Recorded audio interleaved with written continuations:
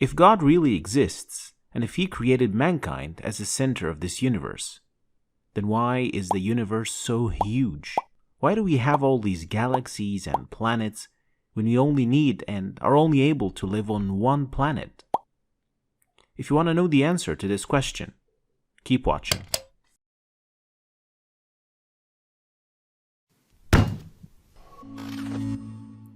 The claim mentioned at the beginning of the video depends on what is called the fallacy of humanizing God, which means that it mainly depends on making God look like a human. And since all humans inherently suffer from lack of resources, which is that we must spend as little as possible in order to achieve the best results. Non-believers and atheists in general imagine that God is like us, humans. Maybe also getting affected by the image of God in Christianity as human-like. But that can't be any farther from the truth. God describes Himself in the Quran as, "There's nothing like unto Him, and He is the hearing and seeing."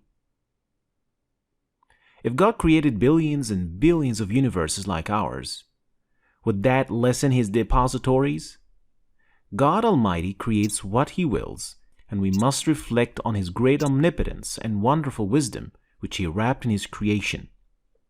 But then the question that people usually raise, do these big planets and numerous stars have any benefits? And to answer this question, we firstly need to understand that we are not alone in this universe. God says in the Quran, "And among His signs is the creation of the heavens and the earth, and the living creatures that He scattered through them." Second, not knowing the benefit of something doesn't mean that it's useless, as lack of knowledge doesn't mean knowing nothingness. Third, we know that minerals, which our lives depend on vitally, could only have been formed in the core of tremendous supernovas in huge astral ovens. The best example of this is ferrum, or iron. Iron which transfers oxygen to your lungs, and on which modern civilization was built, did not come originally from the Earth. It actually came from space, the stars.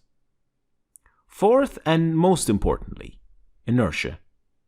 And before we talk about that, let's first understand what inertia actually is. Inertia is the tendency of a body or a mass to resist change in motion or rest. So it's the force that is basically keeping the universe together. And that's why if you, for example, want to move your car, you'll need some energy to overcome the inertia keeping the car still in the parking space. So you might be thinking, but what's the big deal then? The interesting thing that fascinated physicists that the livable level of inertia that we are living off today is the result of the whole mass of the universe. The universe actually shares an inertia adjustment of 1/10 of a million. The mass of the Earth only shares the inertia of 1/1000th of a million, which results in producing the perfect inertia that we're living off today. If inertia was a little bit more than what it is today, we wouldn't be able to even lift a finger. And if it was any less than what it is today, then any breeze would just blow the biggest rocks away, making life on Earth impossible. God Almighty says in the Noble Quran, "Not without purpose did we create heaven and the earth and all between." So this huge cosmos isn't for nothing. And these were just only the reasons that we could figure out ourselves. What about those reasons that we didn't figure out yet? Thanks for watching, and if you've learned something new today, don't forget to like and share the video and subscribe if you didn't already. See you next time.